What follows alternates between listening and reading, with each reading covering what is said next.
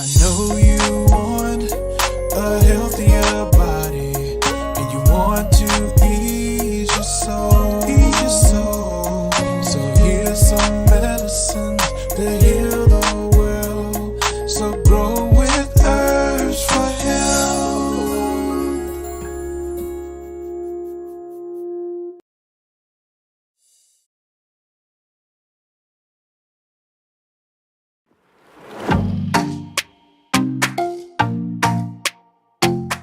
Welcome back to another episode of Herbs for Health.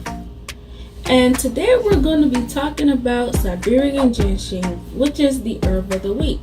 This herb is also known as Eleuthero. Now before I do get started, I am going to be looking down at my notes here, so you may see me look down. Okay, so let's get started. Okay, Siberian Ginseng, also known as Eleuthero.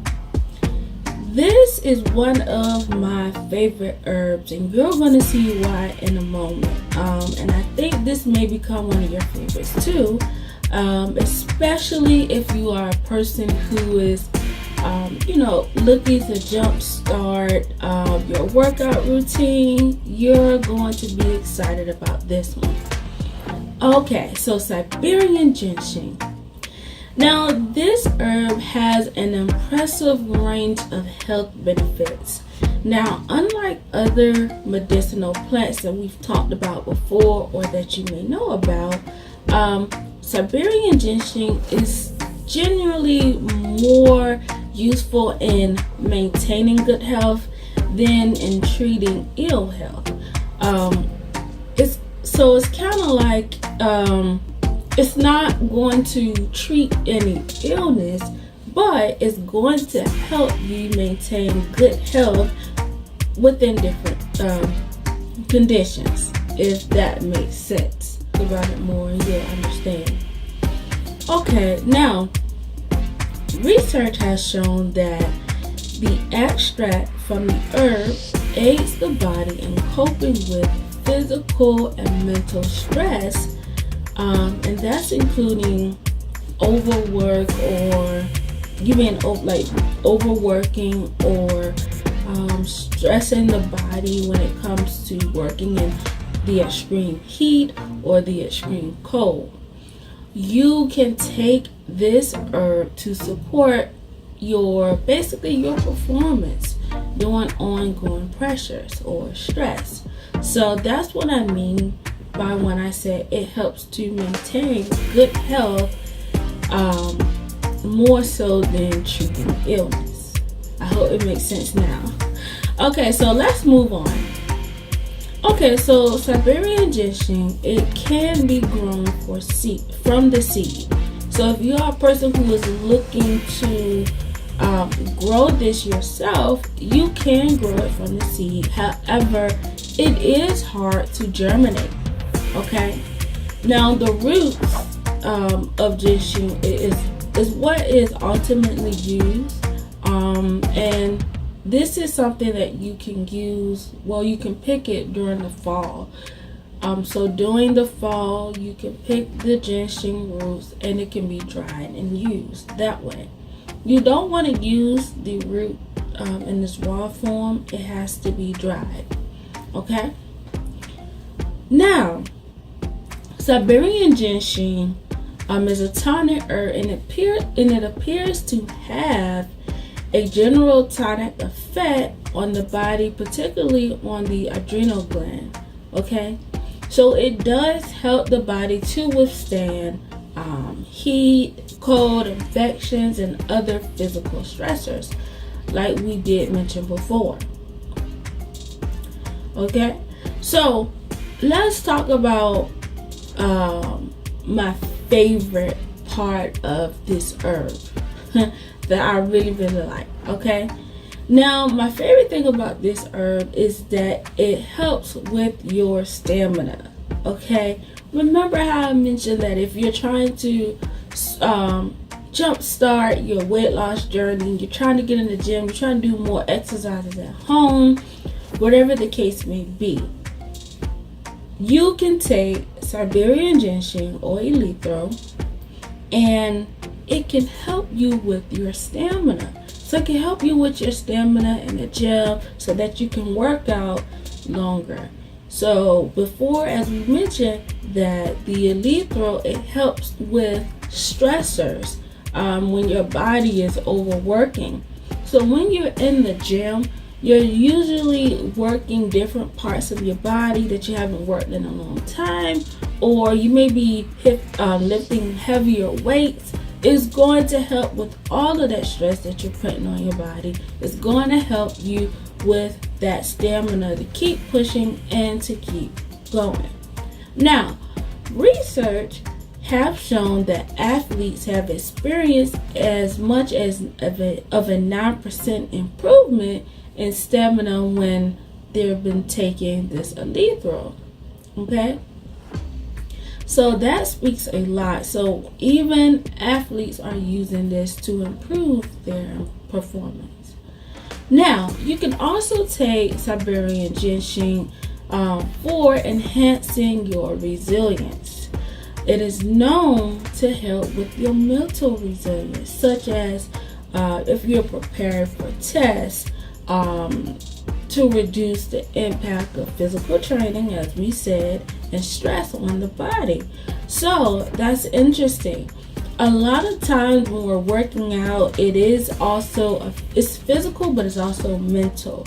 So like I said before, that is the exciting thing about this Siberian Ginseng. Is going to help with all parts when you're working out, mentally, physically. It's helping with that stress. It's helping with that stamina. It's also helping to boost your energy as well.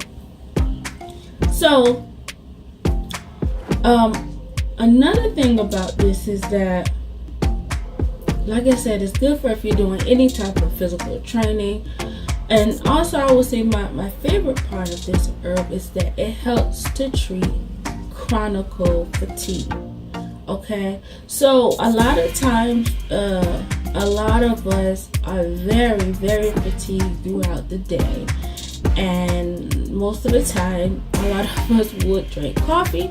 Me personally, I don't drink coffee, but if you are a person who drinks coffee, you can replace coffee with Eleuthero. It's going to give you that natural energy that you need to get through the day, to get through your workout. It's going to help you mentally stay focused. It's going to help your body get through stressors, because all those things matter. When you're going throughout the day, you're going in and out of buildings, going outside in the heat or in the cold. So it's going to help you maintain good health throughout the day. Now, I want to caution you here about this herb.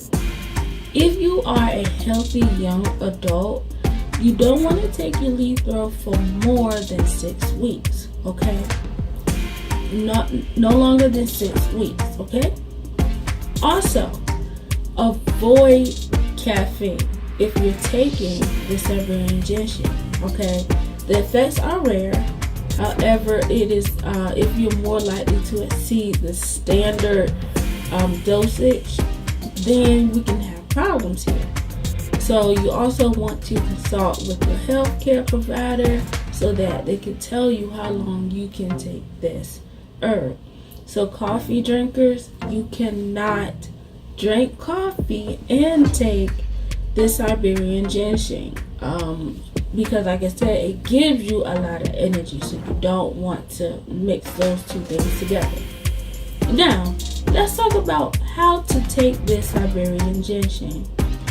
And you can take this ginseng in a decoction, 2 tablespoons twice a day as a general tonic. Okay? Now, you can also take this as a capsule form. A lot of people do take it as a capsule form. You can take 3 capsules a day.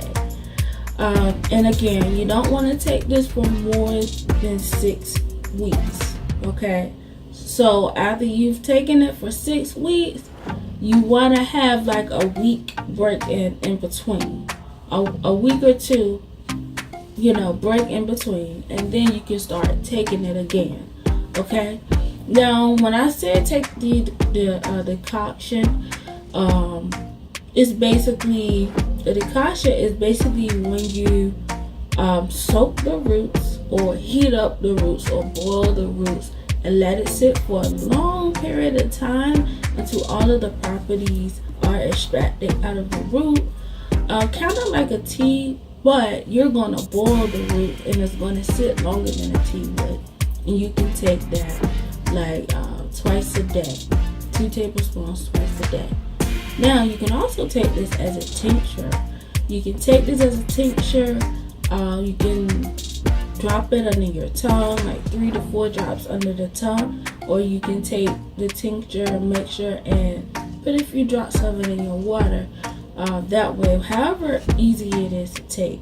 Now, I would recommend the capsule form or a tincture, because the tincture you can put right under your tongue. It's going to go right through your bloodstreams and it's going to start working right away. So that is something I would do if I was taking it, to work out or anything like that. Now, this has been your herb for the week. I hope that you guys have enjoyed the information that I have given you. If you have any questions about it, please leave me a comment down below.